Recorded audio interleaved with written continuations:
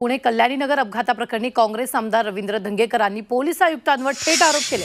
पोलिसांनी एका हॉटेलमध्ये पैसे घेऊन प्रकरण मिटवण्यासाठी प्रयत्न केल्याचा आरोप धंगेकरांनी केला।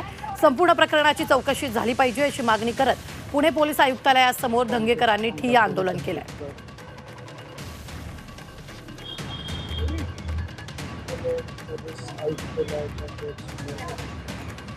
पोलीस खात्याच्या माध्यमातून पाकिट संस्कृतीच्या माध्यमातून आज जे पब चालतात हे पब तर पहिले बेकायदेशीर आहेत। एक्साईजची लोक तिकडे जात नाहीत, महानगरपालिकेची लोक जात नाहीत।